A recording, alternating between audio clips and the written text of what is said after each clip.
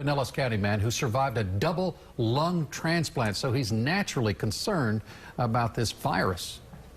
Yeah, that's exactly right, Keith. This man was a court officer in downtown Brooklyn, and he watched the attacks from across the river. Well, the very next day, he was at Ground Zero helping to search for survivors.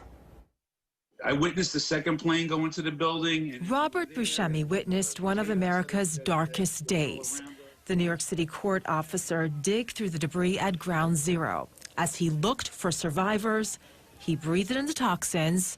4 months. I had one lung collapsed. Years later, Buscemi developed lung disease and needed a double transplant. He came to Tampa and never left. They had new lungs for me within like 4 months.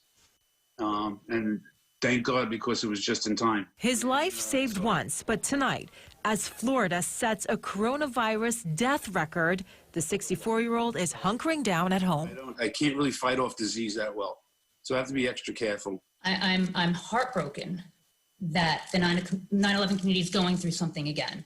Attorney Sarah Director's law firm represents more than 1,500 9/11 first responders and survivors in Florida. She says they've lost at least 10 clients to coronavirus. As cases spike and many people just refuse to wear a mask, she and others in the 9/11 community fear what's to come. They are being put at risk by this virus, that some of them have no choice but to go to work. And, especially in enclosed areas, indoors, I don't see what the big deal is. Just wear the mask.